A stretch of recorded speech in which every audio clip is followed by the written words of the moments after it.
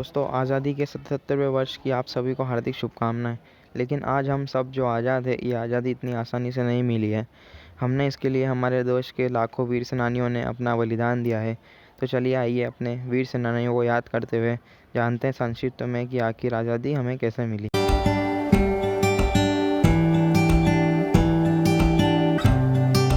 नमस्कार दोस्तों, स्वागत है आपका हमारे YouTube चैनल में और हमारे इस नए वीडियो में।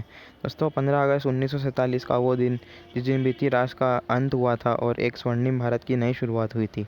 दोस्तों, पहले जानते हैं कि हमारा देश गुलाम था। दोस्तों, इस चीज़ की कोई ख़ास तारीख नहीं है इतिहास में, मगर हाँ 1750 के आसपास माना जाता है कि हमारा देश को गुलामी की जंजीरों में जकड़ा चला गया था। दोस्तों, आज़ादी की कहानी की शुरुआत होती है साल 1857 से, जब हमारे देश के क्रांतिवीरों ने अंदर आज़ादी की चिंगारी जन्मी थी और ईस्ट इंडिया कंपनी के खिलाफ विद्रोह शुरू हो चुका था। दोस्तों, सबसे पहले अंग्रेज़ों के खिलाफ विद्रोह करने वाले नायक थे हमारे मंगल पांडे। दोस्तों, उन्होंने अंग्रेज़ों के नए कारतूस का विरोध करा था, जिसको कि मुंह से खोलना पड़ता था, क्योंकि कारतूस में जानवरों की हड्डियों का इस्तेमाल होता था। मंगल पांडे वीरों की तरह लड़ते हुए शहीद हो गए और इसी बारूद में पहली चिंगारी लगाई थी। धीरे धीरे विरोध पूरे भारत में फैलता गया।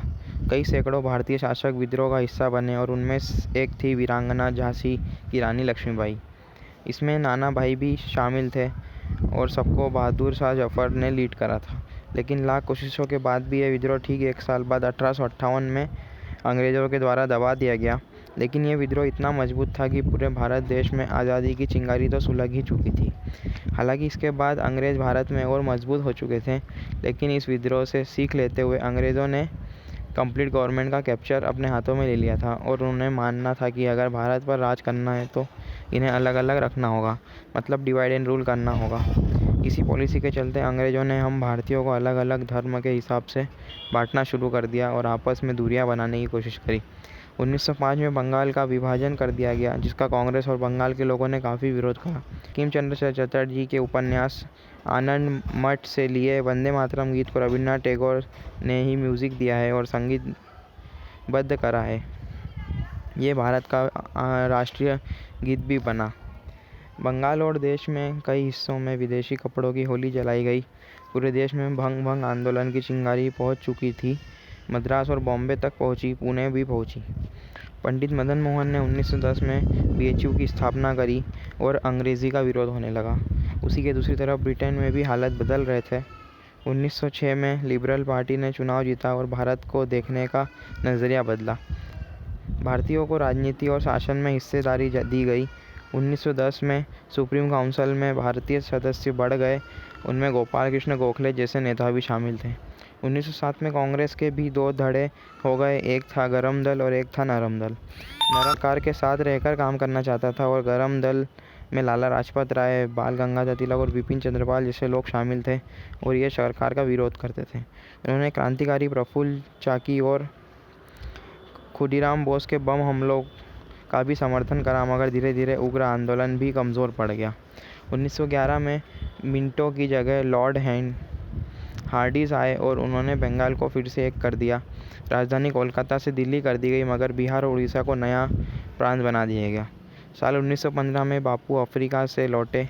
गोपाल कृष्ण गोखले की सलाह पर उन्होंने पूरे भारत का दौरा किया। वे चंपारण और अहमदाबाद के इस स्थानीय आंदोलन से भी जुड़े। 1919 में रॉलेट कानून के खिलाफ सत्याग्रह करा। आंदोलन को दबाने के लिए ब्रिटिश ने कई चाल चली, जिसमें जलियांवाला बाग भी शामिल था। वहाँ 400 से अधिक लोग मारे गए। इसके बाद ही 1920 से 21 में असहयोग आंदोलन शुरू हुआ। फरवरी 1922 में किसानों ने चोरी चोरा पुलिस स्टेशन में आग लगा दी थी और 22 पुलिस वाले मारे गए। इसी साल आरएसएस और भारतीय कम्युनिस्ट पार्टी भी जन्मी। 1929 में जवाहरलाल नेहरू की स्वराज पारित किया गया। इसी दौरान भगत सिंह, चंद्रशेखर आज़ाद, सुखदेव और अन्य मजदूर किसान क्रांति चाहते थे। उन्होंने हिंदुस्तान सोशलिस्ट रिपब्लिकन पार्टी बनाई और लाला लाजपत राय की हत्या करने वाले ऑफिसर सैंडर को 17 दिसंबर 1928 के दिन मार गिराया। इसके बाद भी के साथ मिलकर भगत सिंह ने 8 अप्रैल 1929 को केंद्रीय विधान परिषद में बम फेंका और इसी के लिए राजगुरु भगत सिंह सुखदेव को 23 मार्च 1931 को फांसी पर चढ़ाया गया। इधर 1930 में गांधी जी ने साबरमती से 200 किलोमीटर का मार्च निकाला, जो कि दांडी तक पहुंचा। उन्होंने नमक पर टैक्स लगाने का विरोध करा था। भारत के हर स्तर पर राष्ट्रीय चेतना बढ़ गई। 1935 में गवर्नमेंट ऑफ इंडिया एक्ट बना। 1937 में चुनाव हुए और 11 में से 7 प्रांतों में कांग्रेस की सरकार बनी थी। 1939 में सेकेंड वर्ल्ड वॉर शुरू हुआ। कांग्रेस नेता ब्रिटेन की मदद करना चाहते थे, लेकिन बदले में आज़ादी मांगी। लेकिन अंग्रेज़ों ने बात नहीं मानी तो कांग्रेस सरकारों ने इस्तीफा दे दिया। सेकेंड वर्ल्ड वॉर के बाद ही महात्मा गांधी ने भारत छोड़ो का नारा दिया। कई इलाकों में लोगों ने अपनी सरकारें बना ली थी। इसी बीच बोस ने आपसी मतभेद के चलते पार्टी छोड़ दी और सिंगापुर पहुंचे। वहां आज़ाद हिंद फौज का गठन करा और इम्फाल और कोहिमा के रास्ते 1944 में भारत में प्रवेश करना चाहा, लेकिन वह कामयाब नहीं हो पाए। सेकेंड वर्ल्ड वॉर के बाद 1945 में अंग्रेज़ों ने कांग्रेस और मुस्लिम लीग से आज़ादी पर बातचीत शुरू कर दी। मुस्लिम लीग चाहती थी कि उसे भारतीय मुसलमानों का प्रतिनिधि माना जाए, लेकिन कांग्रेस राजी नहीं हुई और इसी मतभेद के चलते भारत और पाकिस्तान का विभाजन हुआ और 15 अगस्त 1947 को हमारा भारत एक स्वतंत्र देश बना। दोस्तों, आज हम जो इतने आज़ाद हैं और स्वतंत्रता से जी रहे हैं, इसकी हर सांस के लिए हमारी कई लाखों स्वतंत्रता सेनानियों ने त्याग करा है। तो आइए उनके बलिदानों को याद करते हुए हम आज का वीडियो को यहीं समाप्त करते हैं। अगर आपको यह वीडियो पसंद आया और इससे कुछ सीखने को मिला तो चैनल को सब्सक्राइब ज़रूर करें, वीडियो को लाइक करें और आपकी राय कमेंट सेक्शन में ज़रूर बताएं। चलिए फिर मिलते हैं आपसे ऐसी ही अगली इन्फॉर्मेटिव वीडियो में। तब तक के लिए जय हिंद, जय भारत।